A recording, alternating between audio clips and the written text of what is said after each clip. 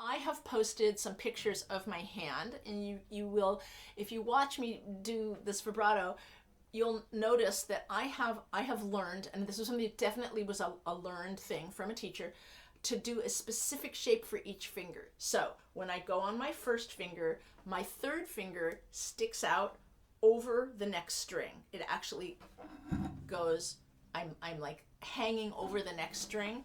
My second finger is on top in my bunch. My third finger is close to my first finger. That's my first finger shape, and you'll see that when you look at the photo.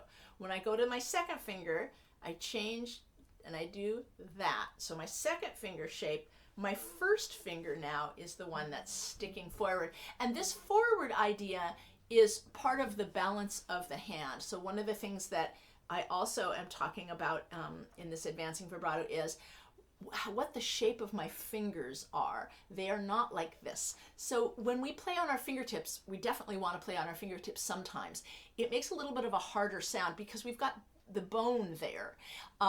When we want to play something really articulate, where fast notes, absolutely we want to play on our fingertips. But when we want to make a warm sound, we actually want to play on the pad of the finger. So this, you may need to develop some strength to do this because we want to hold our fingers more in this kind of a shape where I've got not so much of a C. I make a C shape with my fingers when I want to play fast notes, but when I want to play vibrato, I'm actually making an elongated shape with my fingers. So that's part of what's going on here when I bunch my fingers in different ways. I bunch my third finger and my fingers are hanging over onto the next string. Fourth finger is complicated.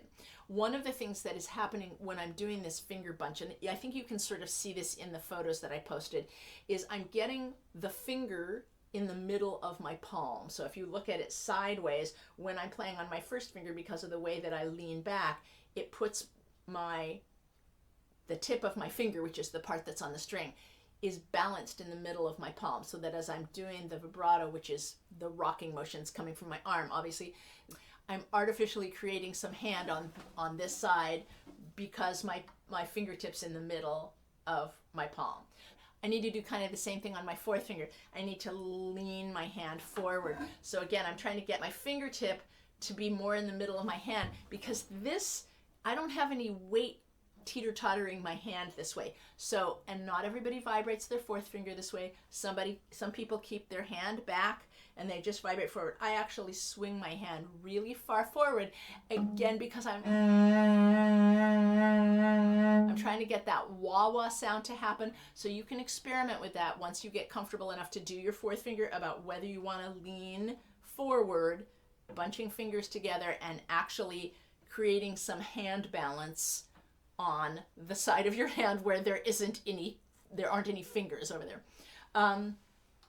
Okay, and then a couple of notes, just as you're working these things out, a couple of notes that will help you find these sounds, find this wah-wah sound.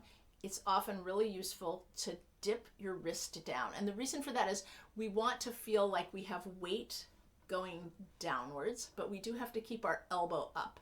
Keeping your elbow back, particularly for things like B flat. When I play B flat, my elbow is really, really far in back of my body in order to have that pull back feeling. Even with just regular first finger, my elbow is back. So keep it, you can try this. And so what you're gonna do is you're gonna try a lot of things and see what sounds good.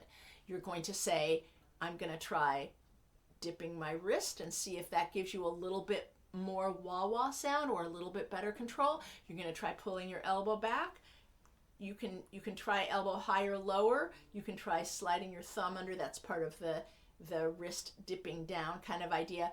But all the time you're trying to listen for the wah-wah sound of the vibrato. You're trying to keep your fingers bunched, keep your thumb light and underneath the finger that's playing. So your thumb has to move around in a way that it might not have been used to doing because of this.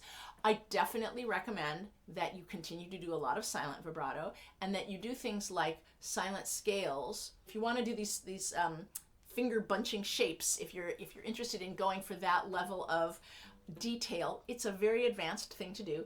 You can practice playing a scale. Silently is fine also, where you place your finger and then you try to go into the shape. Move your thumb towards it, spread out your hand, move your thumb, find the note.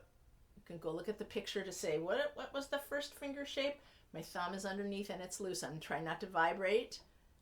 I don't know what scale I'm playing. I'm just going finger to finger. I get my note. I sit in on it. I might try and say, well, if my wrist is down, how does that feel? I go to the 4. I try to sit on it. So you can try doing those kind of things without the vibrato to try to get used to the bunching, or you can skip that and save that for later and just try to get your hand in whatever shape it wants to go, trying to continue to keep your fingers relaxed. This requires a lot of practicing and a lot of discipline, and you're going to go slowly with it. So set priorities, and your priorities can be super simple. Your priority could be something like, I'm going to do this for 30 seconds today, and that's enough of a priority. And if you want to challenge yourself to do more, great, go for it. Practice.